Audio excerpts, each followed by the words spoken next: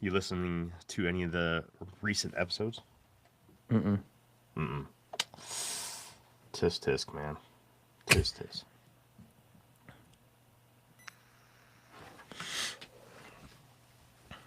I think I found a way. So basically, what I've been doing is, the like the news segments that we were doing there for a short time. I Mm-hmm. found out how to turn that into a solo thing, and then I took that and kind of tweaked it so that it would work for this. But we're not gonna be doing news. No news. No, but it's the same format, just on other subjects.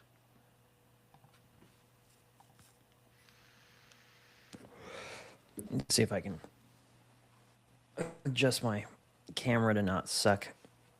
Ooh, yeah, do that. That's the microphone, not the camera.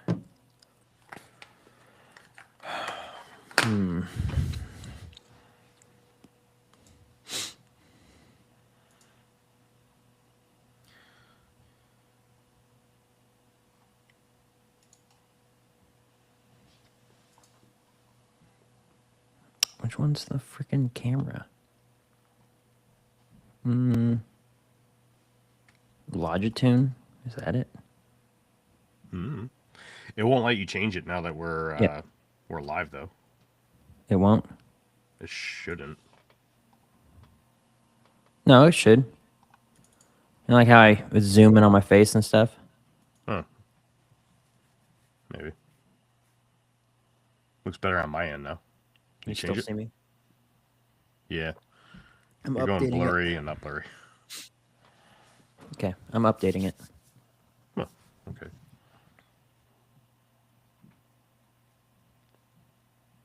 Needed a ding dang software update.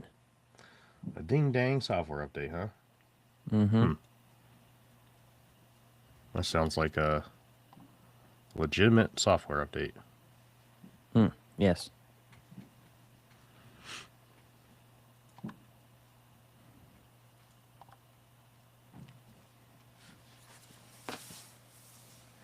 We'll wait for your software update and then we'll start. Okay.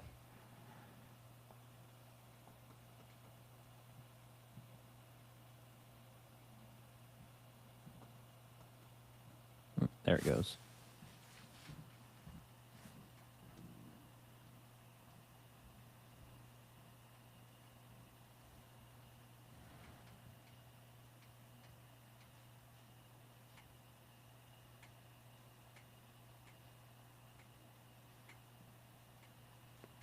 Where'd you go, Jake?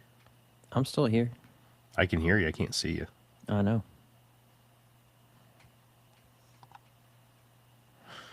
Where'd you go? I'm well aware of the issue. Where'd you go? I'm updating. Hey, Spectrum. What's up, man?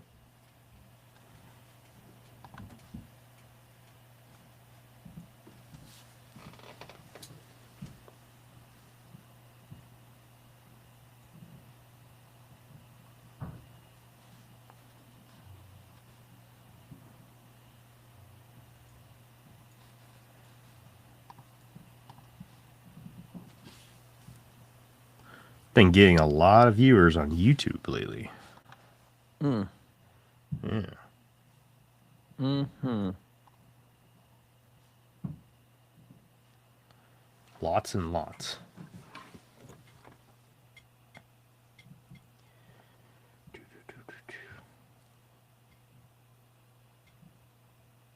Okay, I'm gonna back out and come back in.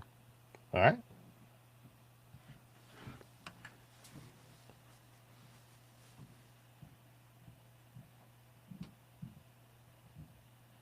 Nice, man. Nice. New job's always good. New job. Love it. Hell yeah.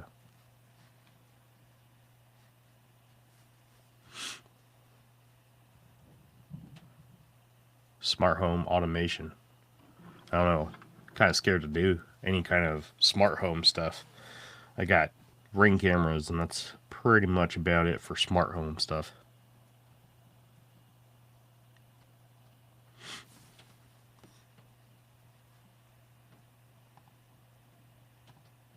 There we go. There we go. Oh yeah, there you are. There we go.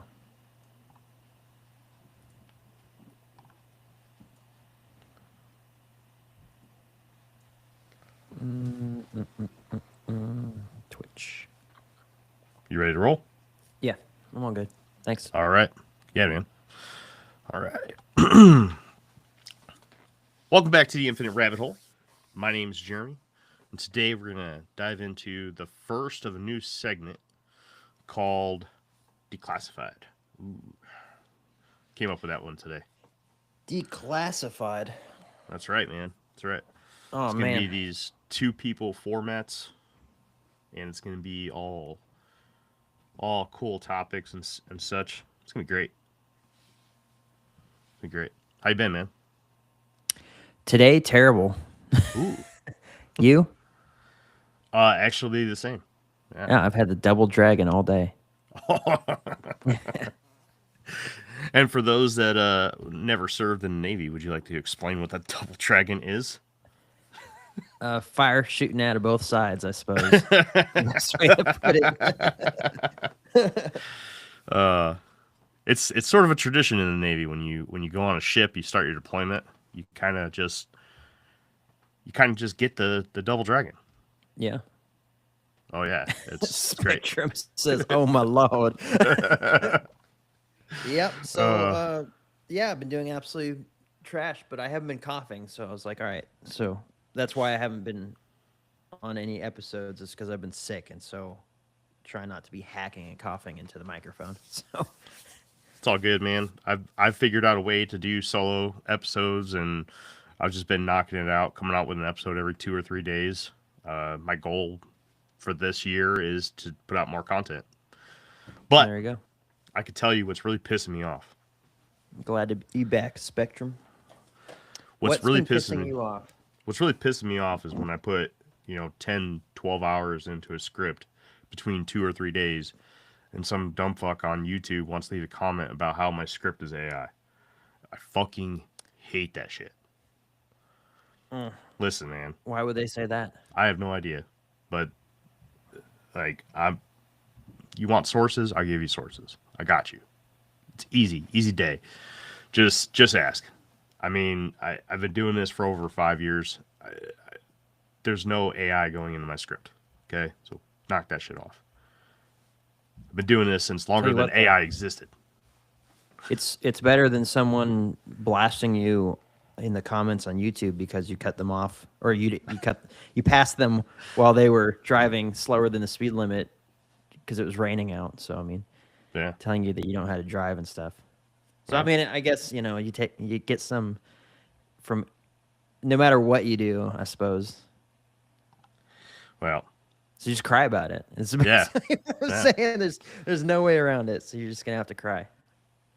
Well, I don't know what happened to that guy's comment because I commented him back. I was like, "Hey, man, I got sources if you want them," and then his comment disappeared.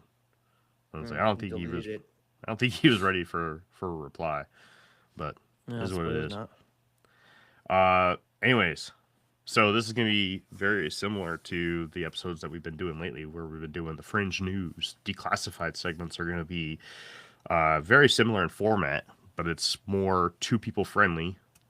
And instead of covering 5 topics, we'll cover 3. And we won't narrow down the topics to just news or current events. We're going to talk about things that I've already had research done on. Jake texted me this morning, was like, "Hey man, you want to do an episode today?" And I was like, "Shit, let me see what I can put together." So I grabbed 3 scripts from 3 different topics that I've done research on in the last 5 years or so that we just never got to here on Infinite Rabbit Hole. I have some that are just too AI? short. No, they're not fucking AI. Oh, okay. Yeah, and then back on that for a second, one person specifically goes, "Man, that intro was AI." And I'm like, "Man, I've been doing intros for my episodes since day 1. You need to shut up." Anyways, What just dictates whether or not something is written by AI? I have no idea. I have no idea. I Maybe guess. maybe Well, that would be my question to them. maybe it sounds good. It sounds good, so it can't be written by a person. Actually, Whitney's been dealing with this uh, for that detects.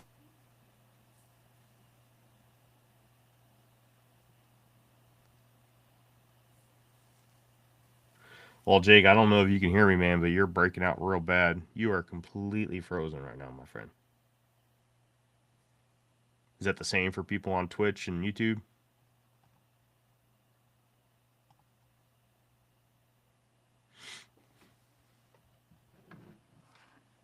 Shoot him a text real quick.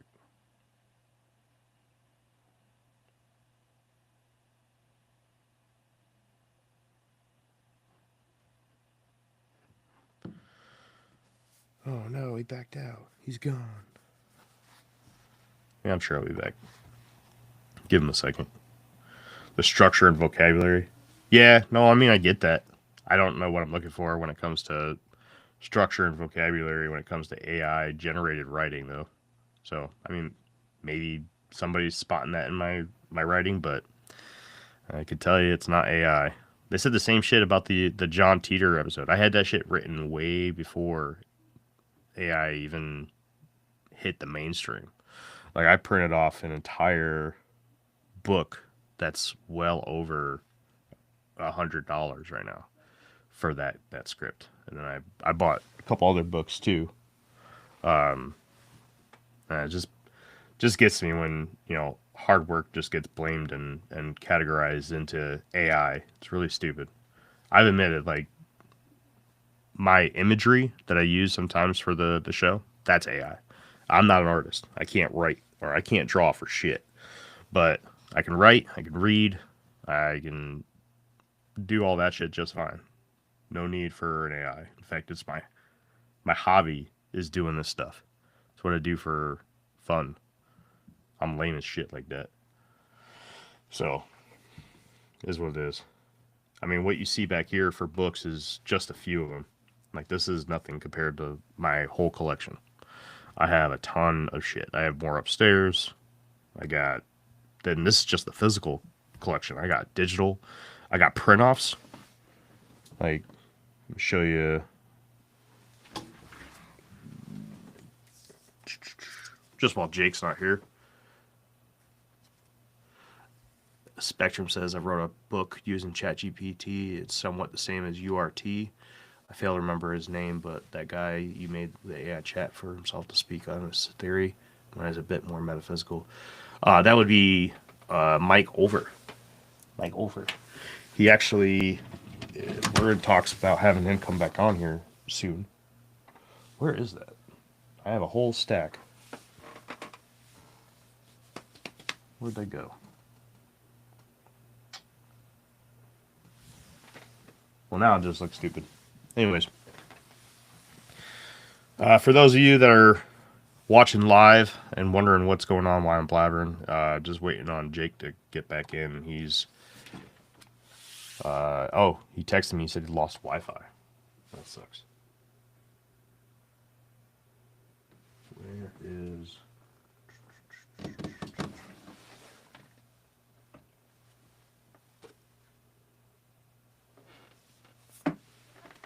So for the John Teeter stuff, I use 3 books. I use Who Authored the John Teeter Legend. This book, which is really neat, this is Convictions of a Time Traveler, and it's literally written by Anonymous. This book came out in...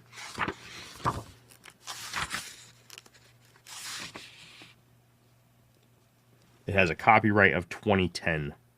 So 15 years ago. What's up, man? Wow, that was fun.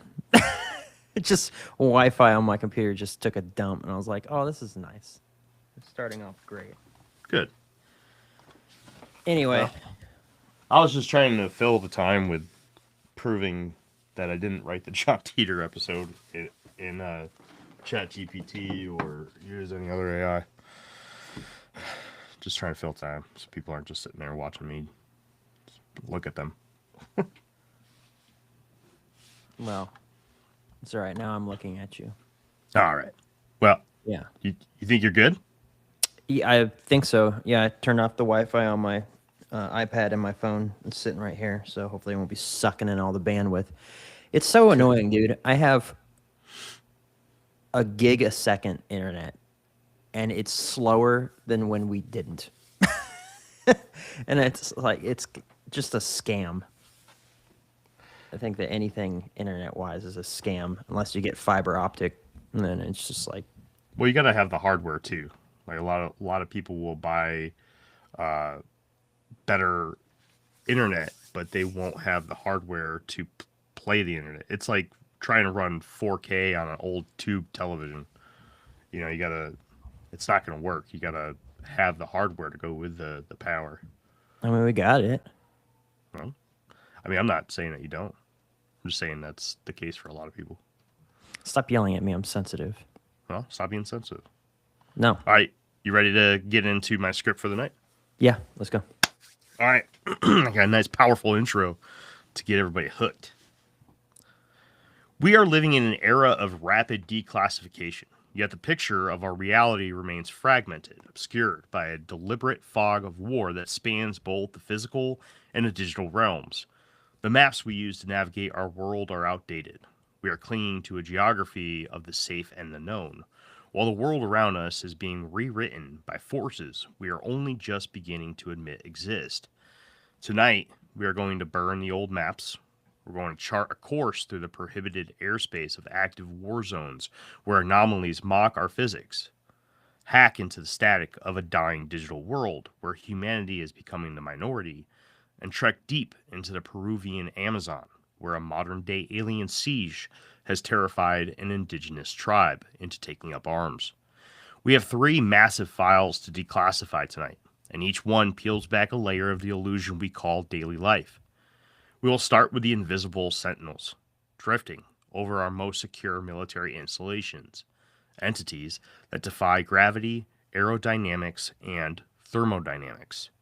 Then we are heading down to the Laredo region of Peru to investigate the terrifying face peeler attacks of 2023, where villagers fought back against 7-foot-tall, armored, hovered entities that the government absurdly tried to dismiss as illegal gold miners with jetpacks.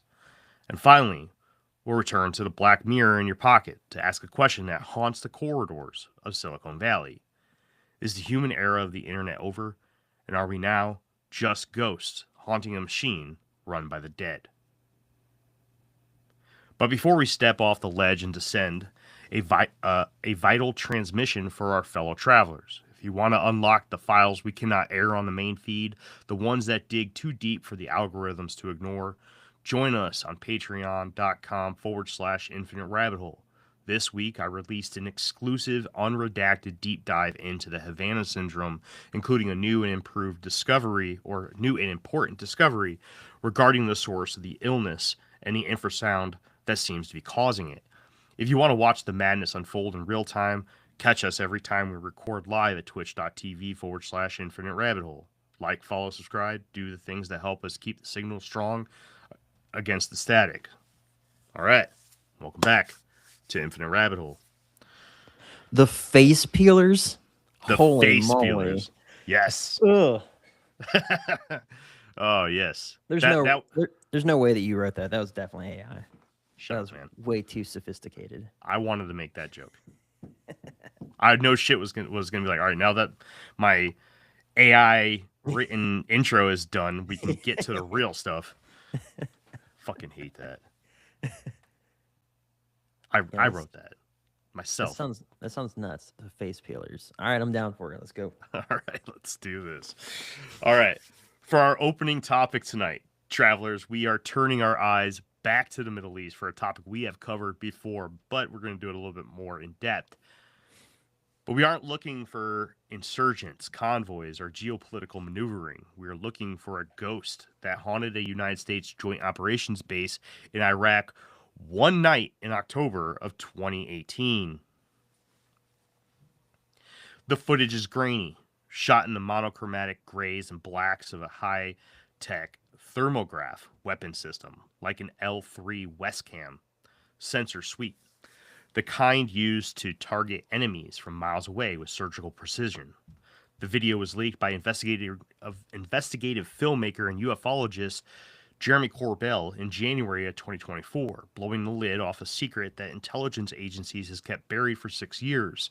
On the screen, drifting with a terrifying, stiff silence, is an object that should not exist. It does not have wings. It does not have a fuselage. It does not have a tail rotor. It looks, for all the world, like a jellyfish. This entity, now colloquially known as Jellyfish UAP, floated over the base with dangling, rigid tentacles. It did not sway in the wind. It did not bank or turn like a biological creature or an aircraft. It simply translated through space, moving at a constant, deliberate speed, ignoring the laws of aerodynamics. But the most chilling part wasn't its shape, it was its thermal signature. On thermal cameras, objects are usually defined by their heat. An engine is hot. It glows black or white depending on the polarity setting. Cold metal is the opposite. This thing was shifting. As the intelligence officers watched in disbelief, the entity changed its thermal reflectivity. It went from black, indicating heat, to white, indicating extreme cold, and back again. It was as if the object was struggling to maintain its presence in our layer of reality, phasing in and out of the thermodynamics laws that govern our universe. It was not just camouflage, it was rewriting its own physics in real time. The leaked footage tracks the entity as it drifts over the perimeter fence, completely ignoring the heavily armed soldiers and the dogs below who seem oblivious to its presence. It drifts over the barracks, a silent observer. It then descends toward a body of water, presumed to be Lake, I'm going to butcher this, Habania, and does the impossible. Impossible. If you drop a drone into a lake, it crashes. If a bird dives, it splashes. This thing sliced into the water without a ripple. It didn't float, it didn't sink, it simply transitioned mediums. It remained submerged for 17 minutes, then just as abruptly shot out of the water at a 45-degree angle, accelerating into the sky at speeds that defy our understanding of propulsion. No sonic boom, no water displacement, no heat exhaust, just a silent phantom leaving the stage. This was not a one-off event. Michael Ciapcia, a former United States Marine intelligence analyst, has come forward to state that these atmospheric biologicals, quote unquote, are being seen everywhere. They have been spotted over Afghanistan. They have been seen near nuclear silos. They look organic, like deep sea creatures swimming through the ocean of an air above our heads. The skeptics and the debunkers who are desperate to keep the world small and understandable screamed bird poop on the lens or smudge. But you do not track a smudge on a multi-million-dollar weapon system. You do not watch a smudge change temperature. You do not watch a smudge or piece of bird shit submerge into a lake and fly out at Mach speed. This footage forces us to confront a possibility that is far stranger than little green men in metal saucers. What if the sky is not empty? What if it is an ecosystem? And what if the things living in it are finally starting to look back at us? This raises disturbing questions about national security. If a jellyfish-like entity can drift over a secure base, invisible to the naked eye and only visible on thermal, what else is floating above our heads right now? Are we being watched by a biology that exists in a spectrum of light that we cannot see? What do you think there, Jacob? I remember that. I remember seeing that, and that's exactly what I thought was it was bird crap on the lens at first. And you know what it really looked to me like was, oh gosh, was it Battle LA, the movie? Yes. Yep. Where they had those like flying machines and stuff like that. It was like a weird alien thing. Maybe they kind of pulled from that. I can't recall when that movie came out versus when the Jellyfish UAP was seen. But regardless, I'm starting to lean more towards that. it's just like in the realm of like the flying rods or the skyfish, that it's like they say the air acts like water. Like, what if we can't get out of the atmosphere? Like, NASA's completely full of crap. Just entertain it for a second. NASA's completely full of crap. We Okay, can't Jeff. actually, yeah, we can't actually get past the, was it the Van Allen radiation belt, something or another? Yeah, look at you. Um, Good boy. yeah. Proud of you. I listened to things, and we, well, I heard Joe Rogan go on a spiel about this for like 2 hours straight. Um, Oh. yeah, but let's see.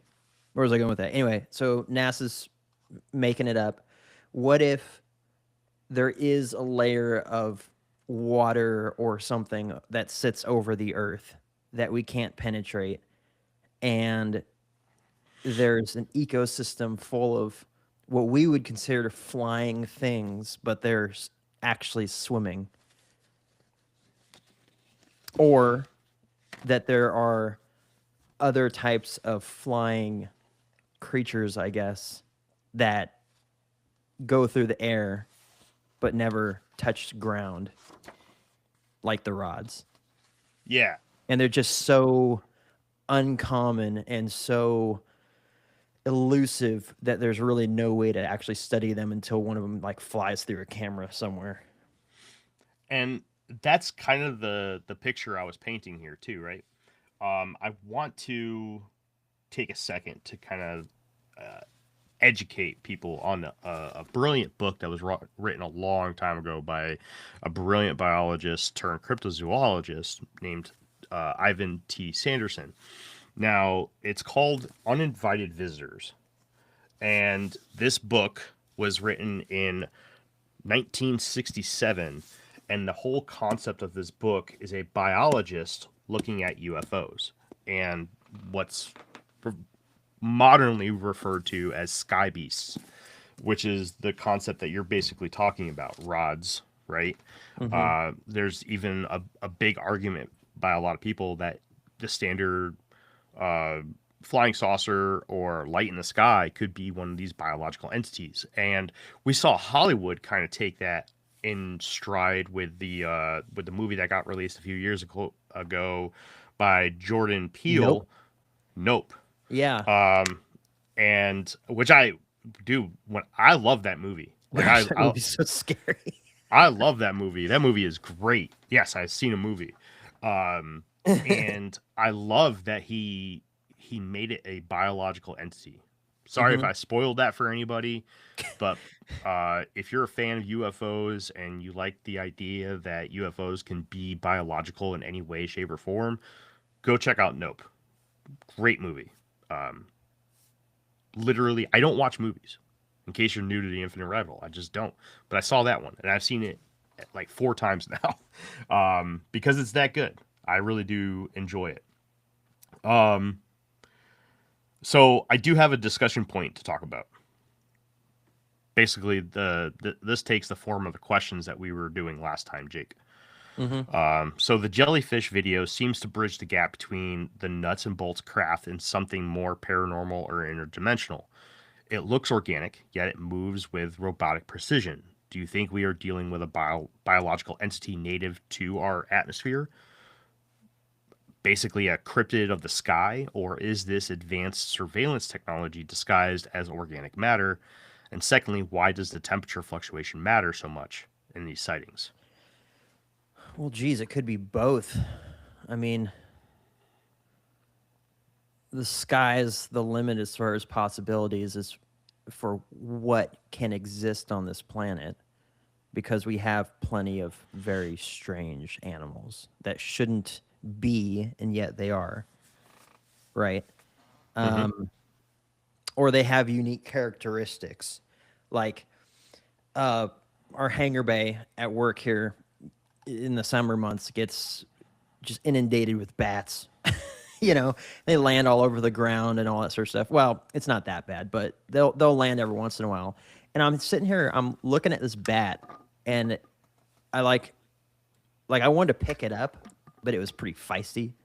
and like move it because it was literally just it was between the slab of the concrete outside and the metal wall of the hangar bay, and it was just stuck in this little crack. And I kind of wanted to get up in there and like pull it out and move it because it's like this thing's gonna die right here, right? Um, and I could hear it clicking at me. It's like, and I was like, what is this crackling click sound? And then I Googled it and I was like, oh, that's the echolocation. It sounds so weird, right? And it's very strange that they would have this, you know, I don't know what you want to call it, evolutionary sort of adaptation or whatever it is, but, or, you know, on my side that God made them that way. But regardless, it's so strange that they fly around and they just pop and it just echoes off of everything, right? And so, I mean, if you can have something that's as common as a bat that has such a very strange way of navigation, why couldn't you then take other things like flying rods or was it skyfish, Mm-hmm. and just give them a unique characteristic like they don't land or or we haven't ever observed them land or why couldn't there be a type of animal that can change the heat that it's giving off. And then on the other side, sure, maybe it's an advanced, biomechanical form of surveillance. Because again, sky's the limit. Who knows what's being developed right now, right? Mm-hmm. And that I think it's kind of crappy to kind of be in that realm of like, who knows, oh well. But it's like because I would want to know one way or the other because it's interesting, right? And Mm-hmm. then if it's the latter, where it's a piece of tech, then we're likely never going to get the answers for that. If it was the former of a creature, well, there's been one recorded, so that we know of. So, still probably not going to get the answers to that too. you know, Well, I'm curious if the heat signature changes and fluctuations has to do with active cloaking. that's I went more here. I'll read off what my thoughts on this is. This is the part I actually had to write up today. This is where the rubber meets the road, folks. We have to stop thinking about this in terms of Star Wars technology. Metal ships with rivets and thrusters. The Jellyfish UAP pushes us toward the interdimensional hypothesis. If you look at the work of researchers like Jacques Vallée, he has argued for decades that these phenomena are not travelers from another planet, but entities that coexist with us in a reality that overlays our own. The temperature fluctuation is the smoking gun for this theory. When an object moves between dimensions or density layers, it requires a massive exchange of energy. In physics, we know that energy exchange often manifests as heat transfer. The fact that this entity is shifting from hot to cold suggests it is not just cloaking itself from a camera, it is phase shifting its vibrational frequency. It is literally tuning itself out of our reality and into another. It appears cold because it is absorbing heat from our environment to power this transition, or hot as it bleeds energy back into our space. It is not a machine malfunctioning, it is a door opening and closing. Furthermore, the biological appearance supports the idea of non human intelligence that isn't necessarily technological in the way we understand it. We assume aliens build ships because we build ships, but what if a civilization or a life form evolved a billion years ahead of us? They wouldn't build a Volvo to drive to Earth. They would engineer biological avatars or project their consciousness into a semi physical form. This jellyfish might be a drone, yes, but a drone made of engineered biological matter, meat, and energy, designed to interact with our atmosphere without leaving a carbon footprint or a crash retrieval site. It is the ultimate stealth because it looks like nature, even if it is a nature we do not recognize. So I went. I went the interdimensional route, or the possible avatar being used by an alien technology, whether it be from far away off in space, which I feel like is the more unlikely of the two options, or an interdimensional intelligence, something that we've talked about heavily recently in the show over the last couple episodes. What are your thoughts on that?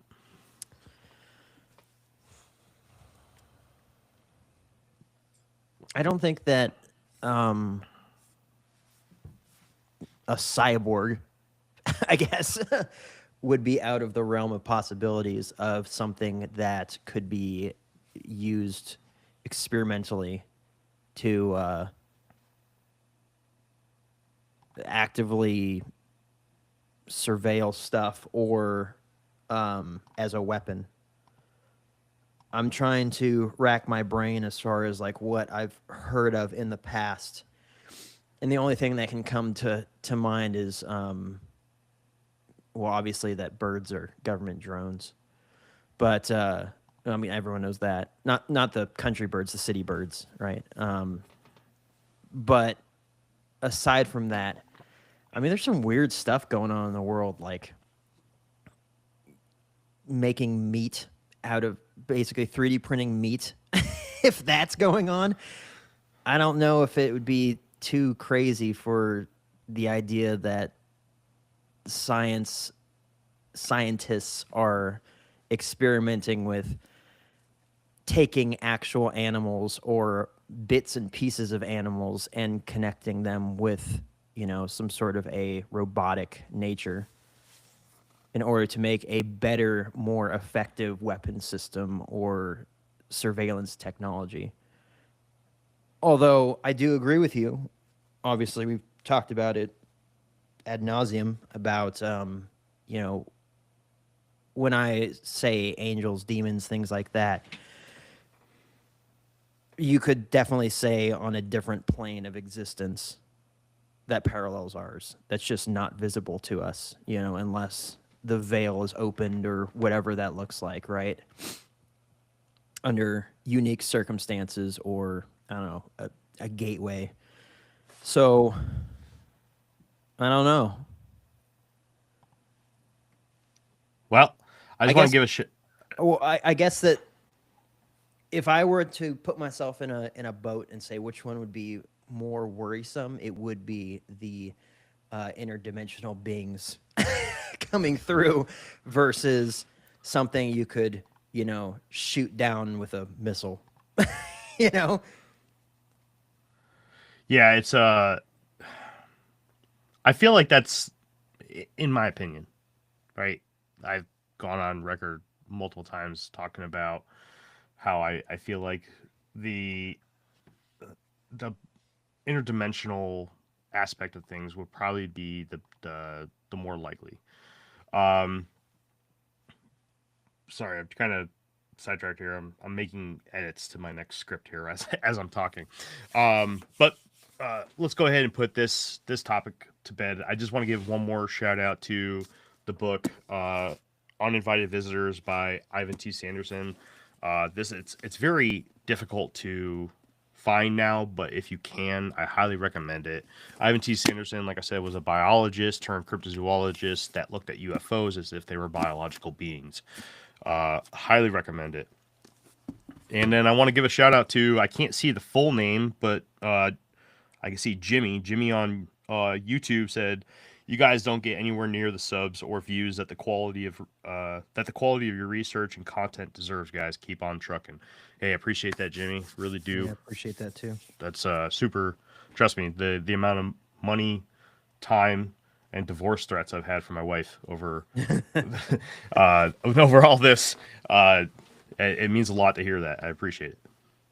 All right, Jake, you ready? Oh, Ready to hear about the face peelers? I found that book. Yeah, right. I found that book on Amazon. You can actually buy it either paperback or hardcover. Hardcover's $39.94. You found Uninvited Visitors? Yeah, so I'm gonna buy it because it sounds interesting to me. Sounds pretty much right up my alley. It's super interesting, man. Let me run off real quick while you were reading that. I had a coughing fit. I need to go take some leave real quick because I've got a just right in the face headache. Well, I'm going to wait until you get back to start reading Yeah. because you're going to want to hear the script. Well, no, I am. But yeah, give me 2 minutes. Let me go grab some relief real quick. All right, go for it. Quick intermission, everybody. While Jacob gets his sniffle medication. But yeah, I can't say it enough, man. Ivan T. Sanderson, he does a lot of really good books. He did a book on the Minnesota Iceman that was really good. I used that for heavily in the research on my series on the Minnesota Iceman. Sorry if you guys can't hear me. I'm doing the thing you're not supposed to do when you're talking on the mic. I'm not looking at it. But I wanted to...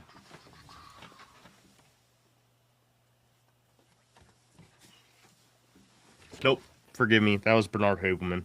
It's not Ivan T. Sanderson. Bernard Havelman did the Minnesota Iceman book I did my research off of. But Ivan T. Sanderson definitely has a lot of material out there. He was also, you know, those daytime shows where people will come on and show zoo animals to, like, Maury. He was like one of those guys before Steve Irwin did it, I think. Look at him. Look at him drinking stuff and taking pills right here. Right live. This, not a sponsor, but this 1919 freaking root beer is amazing. Oh, it is. It is. It's delicious. Apparently they sell kegs of it too. They do. The little mini kegs. They're cool. Mm-hmm. Yeah. All right. You ready? Yeah. All right. For our let me start that over. For our second topic, we are leaving the arid deserts of the Middle East and hacking our way through the dense, humid jungle of the Peruvian Amazon. In the summer of 2023, something landed in the Laredo region, terrorizing the Iquitu indigenous people in the remote village of San Antonio de, I'm going to butcher this, Pintuyacu. This story sounds like it was ripped from a 1950s pulp sci-fi novel, but the fear in the voices of the witnesses were very, very real. It started in late July of 2023. Villagers began reporting strange, yellow-eyed figures lurking in the dark canopy. These were not jaguars. These were not rival tribes. Okay, it's going to be full of things I'm going to butcher. Hero Reati Divala. Hero Reati Divala, the community leader of the Iquitu people, went on record with frantic pleas to the Peruvian military. He described entities that stood 7 feet tall. They had large, bulbous heads, which the locals described as long heads, and wore what looked like silver armored suits. But the most terrifying detail, they hovered. Davila claimed their shoes are round-shaped, which they used to float. He described them hovering about 1 meter off the ground, moving with a silence that unnerved the hunters who know every sound of the rainforest. The attacks were brutal and direct. On the night of July 11th, a 15-year-old girl was reportedly grabbed from behind by one of these figures. The entity slashed her neck, leaving deep cuts, presumably attempting to drag her away. Villagers rushed to her aid, screaming and firing weapons. The attacker did not run. It ascended vertically and vanished into the canopy. The girl survived, but the trauma sent shockwaves through the community. The Iquitu people are not easily scared. They are skilled hunters. They know the jungle better than anyone on Earth. Davila stated clearly, quote, "I shot one of them twice and he didn't fall. He rose up and disappeared. We are frightened." The shotgun pellets reportedly struck the silver armor with a metallic clang, but did absolutely no damage to the entity inside. The panic was absolute. The villagers called them Los Pelacaros, the face peelers, referring to an old Andean legend of white men who wander the remote regions to steal the faces and fat of the indigenous people. They demanded help. The Peruvian Navy and National Police were deployed to the region, but their official explanation only deepened the mystery and insulted the intelligence of everyone paying attention. The official government statement, they claimed that these were not aliens. They claimed that these were illegal gold miners from criminal syndicates, specifically pointing fingers at the groups like Primero Comando de Capital, from Brazil. The government claimed these miners were using jetpacks to fly through the jungle and scare the locals away from rich gold deposits. Let us pause and think about that for a second. Jetpacks. A commercial jetpack, like the ones made by Gravity Industries, costs roughly $400,000. It sounds like a jetpack engine screaming at 100 and or a jet engine screaming at 130 decibels louder than a rock concert. It has a flight time of maybe 5 to 10 minutes before it runs out of fuel. It is incredibly difficult to fly, requiring months of training. Yet the Peruvian government wants us to believe that the illegal miners were flying these multi-million dollar deafening loud machines through the dense, tangled Amazon canopy at night, that they were hovering silently. Remember, the villagers said they were silent and taking shotgun blasts to the chest without flinching. The logistics are impossible. You cannot sneak up on someone wearing a jetpack. It screams. You cannot fly a jetpack through the trees at night without killing yourself. The explanation was a desperate attempt to put a lid on high strangeness events. The villagers know what a drone sounds like. They know what a miner looks like. They insisted these beings had long heads and eyes that glowed red or yellow. This was not a mining operation. This was a siege. Whether it was a test of advanced military exoskeleton technology, perhaps a black budget gravity displacement suit, or a genuine visitation of non human intelligence, the events in Laredo remain one of the most disturbing close encounter cases of the modern era. It represents a direct conflict between humans and a superior technology in one of the most remote places on Earth. So let me just get to the discussion point here, Jake, before I release you on it, man. The quote unquote illegal miners with jetpacks explanation feels like the swamp gas of the 21st century. It does not hold up to scrutiny regarding the noise and fuel limitations of current jetpack tech. Do you think this was a psychological operation, a psyop, if you will, to clear the land for resources, utilizing holographic technology like maybe Project Bluebeam? Or did the Ikidu actually encounter a species of non human intelligence? Did we not do an episode on this? This sounds No. very familiar. No, I don't know where you would have gotten something like that from. Like the talking points too. I mean, we talk about holographic technology and Project Bluebeam a lot. I would say if I was to choose something that came even close to this and the topic that we did, it would be the Kelly Greenman. But No, we I don't. definitely talked about this at one point, or it came up in conversation. It definitely could have come up in conversation because when it hit the news, I got really excited about it, and that's when I wrote this up. Like almost 2 full years ago, I had this script written. And we just never covered it because I didn't have enough to do a full episode on, right? I was waiting to try to come up with maybe other like stories that are similar to this that I can bundle it with. I mean, it's an interesting story, and No, for sure. I don't I don't doubt for a second that I did end up bringing it up at some point, but I don't. I doubt I even went into any detail in it. I'm definitely buying one of these jetpacks. I pulled up that company, Did Gravity you? Industries. Oh, dude, yeah. It's funny. I've seen. I saw a guy, some service member. I don't know what he was, but in the United States military, but boarding a ship from another ship using one of these, and they were testing out to see if It was the British Navy. was it the British? Oh, Yep. so it wasn't the United States, but No. it's trying to see like if they could use this for shipboard pirate fighting. Essentially, I think of Yeah. something like that. But yeah, it was pretty dope. I remember If you seeing got that. if you got the website up, bring it up, man. Let everybody see it. Okay, well, I'll pull it up on the computer. Yeah, man. While I'm Here, you want me to get into my thoughts while you're bringing it up? yeah, you do thing. Okay. The minor theory is insulting. It is gaslighting, plain and simple. If you have ever heard a jet turbine, you know you don't sneak up on anyone while you're wearing it. The key detail here is silence. Silence implies anti gravity or some form of field propulsion we do not supposedly have. I think we're looking at a classic high strangeness flap, similar to the Colores flap in Brazil in the 1970s, where UFOs fired beams at people. But there is a darker angle here. Look at the location. The Amazon is a resource haven, but it is also a blind spot. If a global power, say the US, China, or breakaway civilization, wanted to test a new tactical armor or a gravity displacement suit, who better to test it on than an isolated tribe with no cameras and no internet? However, the Longhead's description pushes me back to the alien side. It sounds exactly like the mantid beings reported in abduction lore. Maybe they were miners, just not from Brazil. Maybe they were mining genetic material. The face peeler legend is about harvesting humans.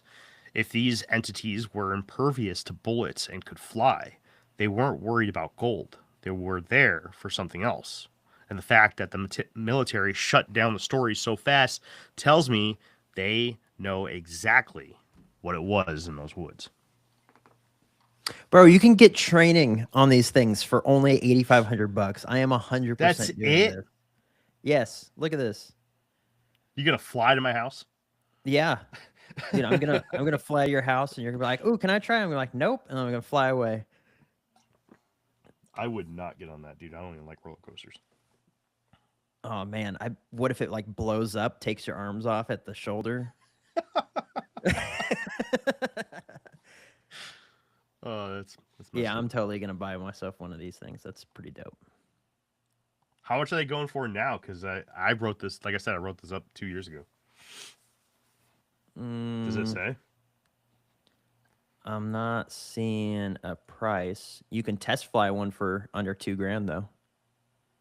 Huh. Nice. That's pretty cool. Well then,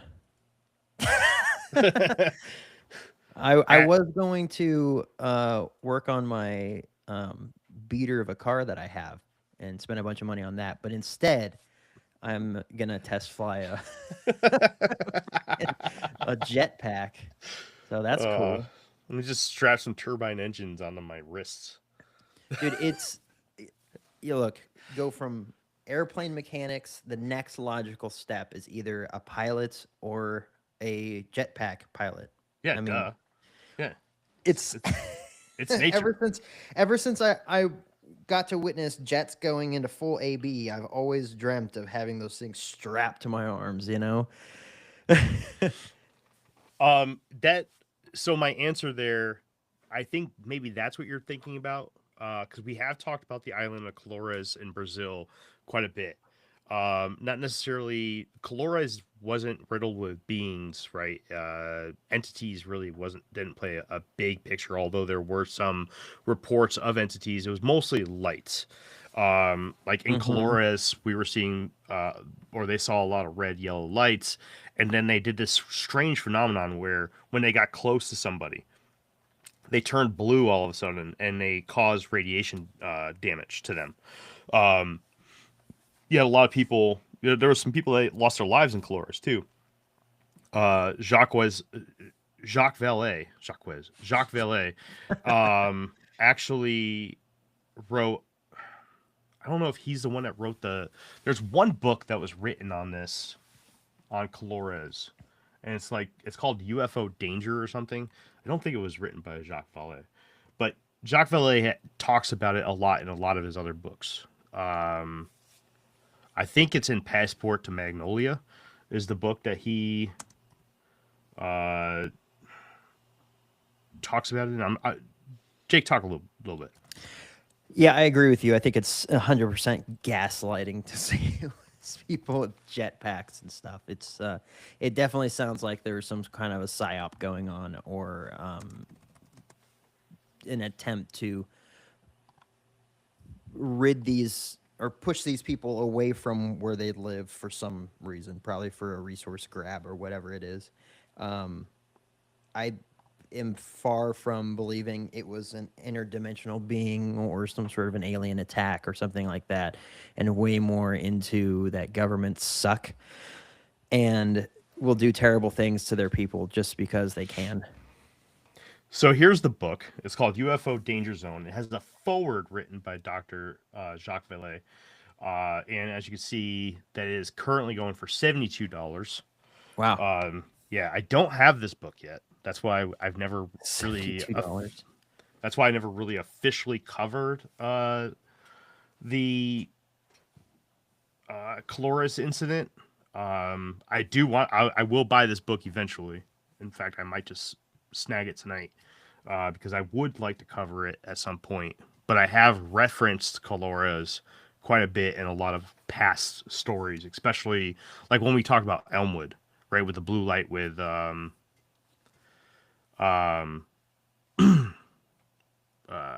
Officer George Wheeler when he passed away because of his contact with that blue light on top of the quarry, right? One of the things that came to my mind immediately when I first read that was the island of Colores. So I probably talked about it during that episode. Then Or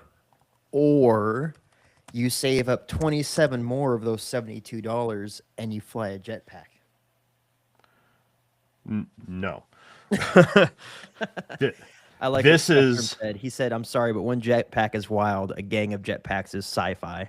We should all get together and fly jetpacks into Papua New Guinea and meet some untouched tribes and get worshipped like gods." we should get them and then go to UFO days and show up at that Sky Watch at the end of the Saturday. Oh my gosh, like drunk and high, just blitzed out of their minds and just fly over the town and they lose it. Yeah. So this book by Jacques Vallée, I have it back here. It's called Passport to Magonia. Is that Shrek? No. It's got another eye. It looks like Shrek, but it's got an eye on Shrek. It does kind of look like Shrek. But Jacques Vallée, I know I'm pushing a lot of books right now, but this guy is amazing. The Invisible College is literally one of the best books I've ever read. Messengers of Deception is a great book. Dimensions, I don't have this book yet, but it's also phenomenal. I've read it. I have the digital version. Confrontations, I also have the digital version of. Just if you're getting into UFOs, ufology, whatever, you need to read the works by Jacques Vallée. Oh, he writes. He wrote the Edge of Reality. Yes, he did. Yeah, I've never read it. I just saw it on the thing. Oh, let's say that's not even like a popular book. Like, where the hell? How'd you know that? It's not on the list. It's like only 10 people have ever read that book. Like that. It's kind of weird. That's the weird one to call out for that. But anyways, you ready for the third topic? Do you have anything else that you want to talk about, face peeler wise? I mean, the story is crazy, but yeah, I think it was their government just being crappy and then trying to gaslight everyone, be like, no, we would never attack people for no reason to steal their resources that are under their feet. What? That's crazy. It was the jetpack people. Come on. It was the damned Brazilians. Yeah, it's BS completely. There's no way. Yeah, we get reports of them coming over the border all the time. Yeah, Just flying right over us. The jetpack people. We try throwing our rocks at them, but yeah, that's fucked up. I can't say that. All right. All right, you ready for the third topic, man? Yes, sir. All right. And for our third and final topic for tonight, we are calling the dead internet and the AI necromancy. This is obviously a topic that we have talked about before. We talked about this with Jeff, but I never went over my script with it. We just kind of talked about it free flowing, never really dove into the actual details of the dead internet theory. This is what I had.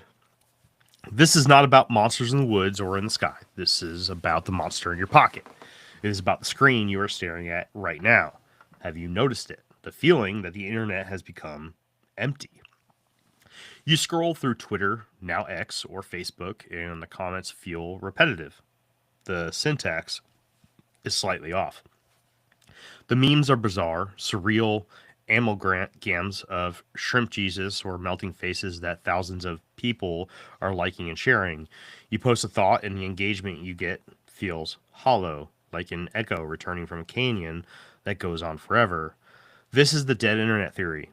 The theory that posits that sometime around 2016 or 2017, the human internet died. The organic chaos of real people arguing, creating, and connecting was replaced by a sterile, algorithmic loop of bots talking to bots. According to recent cybersecurity reports from 2025, over 47 to 50% of all web traffic is now non human. But it goes deeper than just traffic. It is about content creation. With the explosion of large language models, or LLMs, and generative AI, we are seeing the rise of the zombie web. AI agents are now generating articles, writing code, creating videos, and obviously scripts for Infinite Rabbit Hole. That's a joke. That didn't actually happen. And then other AI agents are reading, watching, and commenting on them. It is closed loop. It is a closed loop of artificial hallucination. Humans are just the specters or spectators, wandering through a digital ghost town that looks bustling but is actually completely devoid of life. Consider the inversion of reality. You go to a recipe blog, and the recipe was written by an AI. The photo was generated by Midjourney, and the comments praising it are bots farming for clicks. You're the only real soul in the interaction. But the rabbit hole goes darker. We are now seeing the rise of AI necromancy. Companies are offering services to upload your deceased loved ones. They scrape their text messages, voicemails, social media data to create an AI avatar that thinks and speaks like them. You can chat with your dead father. You can FaceTime your deceased wife. You are building a digital afterlife, but it is a hell of your own making. These AI ghosts aren't your loved ones. They aren't statistical probabilities wearing the skin of the dead. As the internet fills with these digital revenants and bot armies, we have to ask, if you can't tell the difference between a human soul and a predictive text algorithm, does the human soul even matter online anymore? We are drowning in a sea of synthetic data. If an AI writes a fake news story and another AI cites it as a source to write a Wikipedia article, and a third AI uses that Wikipedia article to train its knowledge base, we have effectively washed truth out of the system. We are creating a history that never happened, written by machines that do not understand what history is. So, the discussion point for tonight. The dead internet theory used to be a fringe conspiracy, but with the stats showing bot traffic overtaking human traffic, it feels like a reality we are already living in. My question is philosophical. If the majority of our culture, news, and interaction is generated by AI, are we experiencing a form of mass psychosis? Are we being programmed by a machine consensus that has no concept of truth, only engagement? What do you think, bud? Yeah, that's gross, man. I don't like that. Well, I wrote this. This is by far the newest script that I wrote. I wrote this around the same time that we had that guy on Yeah. that had that AI. That's what that whole section was about. Really, Hmm. it was about that guy's website. I can't remember what it was, uh, but we had him on, and we were talking about how he created an AI that he was selling as you actually talking to a deceased loved one. Yeah, that was really unsettling. Yeah, that was a. I think it's an interesting episode. Trying not to say terrible things about him. There's really not much, not much to say terribly about him. I feel like people get confused too much when it comes to AI and Reflecta. Reflecta. That's exactly Reflecta.ai. He was a great guy. Actually, that guy wasn't, right. That guy was kind of a dick, wasn't he? A little bit. That was the guy that was a dick, wasn't it? Um, It was yeah, kind of condescending, which was interesting. But yeah. We learned that like in the green room before the episode. He was kind of, I don't know, it was odd. Like typically we have people come on and they're all laughing and joking, having a good time, and this guy was like, I don't know. Anyways, um, either way, he's We're gonna still get sued for defamation. no. I'll delete that. Um, But the company was strange and unsettling. I didn't like the concept of programming the AI with your relatives' voice and their thoughts and things like that, and then pretending that it's the person you're talking to, like you're FaceTiming them. It was really, really weird. Like for all of human civilization, people die, and then you got to process that. And then recently, within the last 150 years or so, people die, and you have photographs of them to kind of jar your memory of, this was grandpa, this was dad, this was, mom, whoever, right? This was my brother. Very recently, you can do things like saving voicemails and things like that. I have voicemails of my grandpa who died, 8 years ago. And I listen to him every so often. It's good to hear his voice and stuff like that. But that's where I would cut it off. I would never go into a realm where so recent now, well, today, you can then talk to the person. That's gross, right? And I would be curious as to what the mental health repercussions of that are, because then you would never be able to process loss like everyone else, and and it would probably degrade your ability to cope and reason after a certain amount of time. But regardless, away from that, the fact that AI is so prevalent and bots are so prevalent, and like you were just reading, and I'm sure you pulled that statistic from somewhere, it wasn't out of your butt, but that like 50% of web traffic is just bots chatting back and forth or putting stuff out there. And then it's like when I'm shopping on Amazon, there's a certain amount of like how many of these reviews are actually real versus AI generated slop to try to push this product that's going to break in 2 days, right?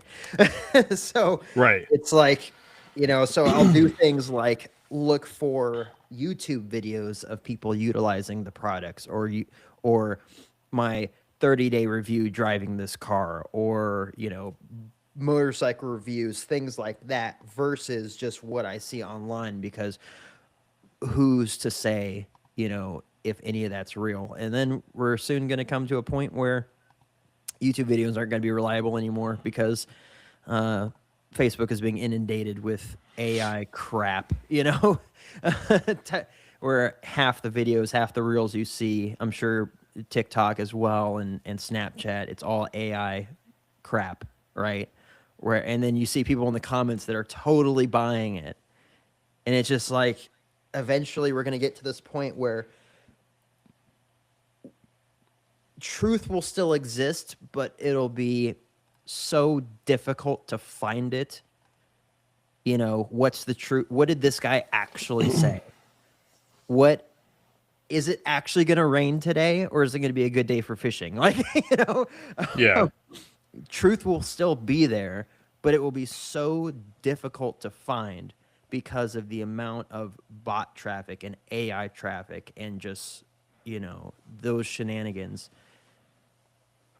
I fear for the time when someone could hold a grudge against me or you for whatever reason, and then make an AI video that shows us vandalizing someone's vehicle in the town that we live. And there's going to be no way to say we didn't do that, because it looks so real that people start getting in trouble for things like that, or worse things, right? We're already there. Here's this video of Jeremy throwing kittens into the river. Right. Well, it's the Red Cedar River. He lives right next to it. Where were you this weekend? I was right next to the Red Cedar River. God forbid you left your house at any point. or your Yeah. wife was gone, you know, working at the vet or whatever it was, or God forbid you actually took your kids to the Red Cedar River to go mess around. You know, it's just it's going to be to this point where the truth will exist, but it's going to be so difficult to know what it is. And people are so, I mean, geez, we see it today with all the stuff going on in Minneapolis. Just one side versus the other side. Oh, this person just got randomly attacked by the police. Oh, no, they didn't. Turns out there's, you know, several minutes of beforehand footage of them being an agitator and doing all this sort of stuff. But what comes out first? The story. And then days later, the truth comes out. But by that time, you already have 100,000 people that believe the lie, right? Of whatever it might be. Well, And so it's already there. It just needs a little bit more of a push. And then we're over the ledge and there's no turning back, you know? yeah. So I quickly just Googled, uh, just threw in a Google search bar, what percent of web traffic are just bots? And the AI overview hits you directly with approximately 49.6 to 51% of all web traffic is generated by bots. And then if you scroll down, you have websites such as Forbes and the Independent that like Forbes has their article from 2024. Yes, bots are really taking over the internet. Um, Bots now account for nearly half of all internet traffic globally, with so-called bad bots responsible for a third. I mean, this is real stuff. Like the the dead internet theory used to be a conspiracy theory. It was something that was originally thought up and shared on Reddit, right? And people just kind of went with that because Reddit is known to have bots, and it turns out it's extremely true. I mean, most of the internet uh, traffic in most, especially when you talk about the big websites, the big interactive websites, YouTube, X, uh, Facebook, Instagram, TikTok, right? Mm-hmm. All these very big social interactive websites, they all are just flooded with bots. And it makes me wonder how many times I've really gotten in an argument with bots. I probably Oh, yell. sure. Yeah. I probably argue with them all the time because they're probably like, "This is AI," Yeah. and I'm like, you know what, fucker? 20,000 bots on the server that are just flooding the internet with just the craziest comments on videos and stuff Uh, just to piss people off oh for man. no reason other than just to watch it all burn. Well, here, let me get into my deep dive, and then I want to bring it back just a hair. Okay. Uh, so this is the ultimate existential crisis for our generation. We are we are staring down the barrel of a simulation within the simulation.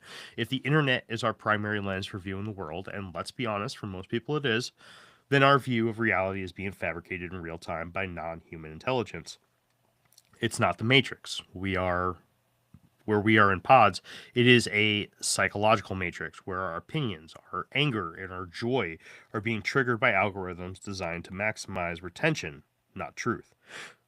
The danger here is the feedback loop of insanity.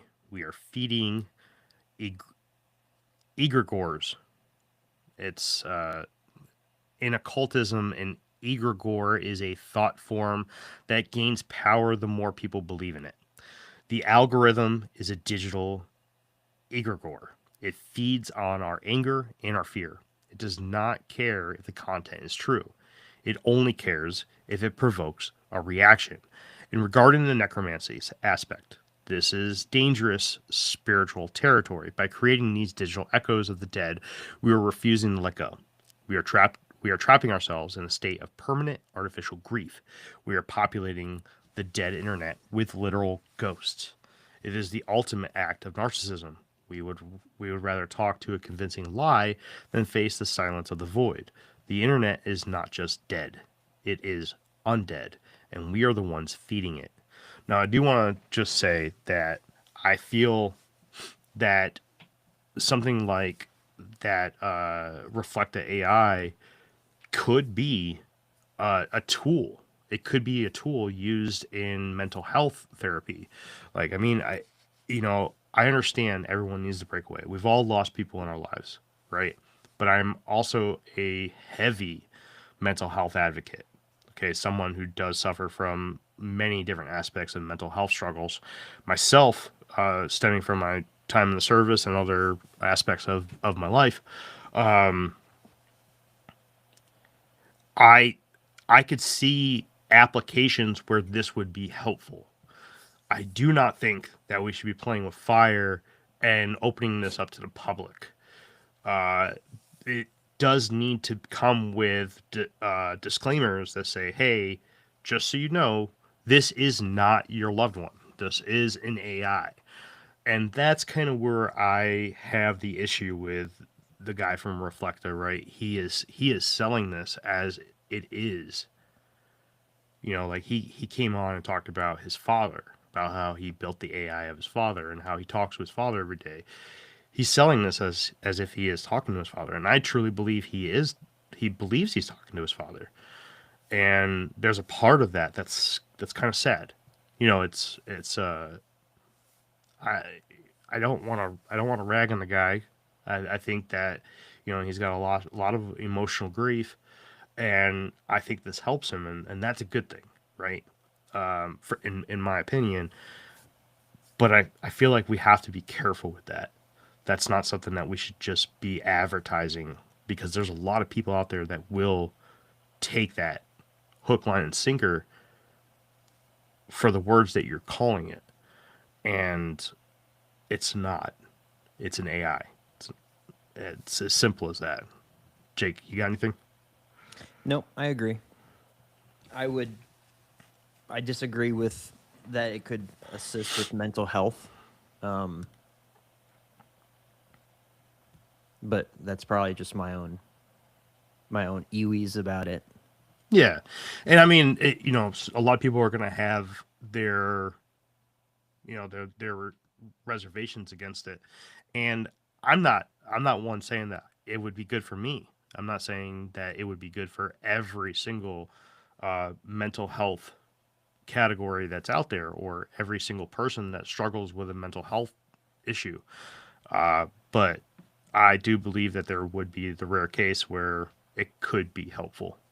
Um, as Dude, how long as crazy how crazy would it be if they started pushing ads like that? You get 10 minutes talking to your dad, and then he starts pushing ads for Oh the flu my shot at gosh. Target or Walgreens or something like that. You joke, but that's legitimately probably right around the corner. Uh, I hate that. I hate that. I hate it Like, because hey, of how hey, by the way, true it probably is. did you get your flu shot? Because over at Walgreens, they're handing out free flu shots as long as you use your HSA. You know, That's so messed up, dude. it's like, no, Oh, Dad, I think yeah, I don't think I'm gonna get the flu vaccine this year. It's like, oh, did you hear that they're having a sale, 2 for 1 on Monster Energy drinks? Yeah, you that's should go messed. check that. I know how much you like Monster Energy drinks. That's messed up, man. Dad, I think you're right. I do like Monster Energy drinks. Uh, all right. So I got my outro here. You got anything else to say? No, good episode, dude. Thanks, man. Yeah. All right. Spectrum. Spectrum said the only way for something like that to work is a one-time voice recreation for people who had traumatic events where they need a verbal release for whatever argument or unresolved issue around the time of death. See, I think that that is and I don't even think that that necessarily slims it down far enough to where it would be an acceptable thing. But I think that's very much right down the path where it could be helpful to somebody. Because I personally know one person who I'm not going to put their name out there, and I'm going to be very vague on their story because I know that that person does listen to the show. But they had an argument with somebody close to them. That person left for work and passed away in a car accident on the way to Oh, work. So the last thing that they said was something hurtful to that person. And that's where I'm thinking when it comes to Reflecta or the AIs using the likeness of somebody who had passed away as possibly a good thing. You know, yeah, you're still talking to an AI, but just being able to say the words and get the verbal reaction may help somebody, and that's one path where I think it may be helpful in certain situations. Again, I'm not trying to blanket that at all. I think hmm it's a very specific thing. It's a case by case thing, and even on a case by case basis, it's very slim chances that somebody's going to have the perfect scenario for utilizing that tool. I think it needs to be heavily restricted, to be honest with you. But yeah. all right, outro time. Okay. We have traveled a long and treacherous path tonight, travelers. We started with the Jellyfish UAP, a silent sentinel drifting through our atmosphere, shifting between hot and cold, perhaps shifting between worlds. It watches us with an indifference that is more terrifying than aggression, reminding us that our airspace and our dimension might not be as secure as we think. It is a biological drone in a sky we thought we owned. We hacked our way into the Amazon to face the face peelers, armored entities that withstood shotgun blasts and hovered impossible or with impossible silence. Whether they were black budget soldiers testing the next generation of warfare or visitors from the stars strip mining our planet, the message was clear. There are places on this map where human authority means nothing, and where the legends of the past are coming back to haunt us in the present. And finally, we stared into the black mirror of the dead internet. We stripped away the illusion of connecting or of connection to reveal a machinery of bots and AI ghosts, churning out a reality that is becoming less human by the second. We are walking through a digital graveyard, talking to machines that are pretending to be us. What ties these threads together? That would be the illusion of control. The military thinks it controls the airspace, but the jellyfish proves them wrong.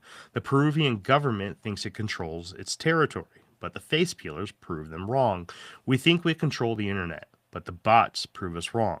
We are living in a world where the most dangerous things are the ones pretending to be something else, or pretending to be nothing at all. The rabbit hole just does the rabbit hole does not just go down, it goes invisible. It hides in plain sight. Thank you for trusting us with our reality tonight. If you enjoyed this dive, please leave a review, tell a friend, and do not forget to check out our Patreon for that exclusive breakdown of the Havana Syndrome. Until next time, travelers, we'll see you right here in the next fork in the path of the Infinite Rabbit Hole. It's been a blast, everybody.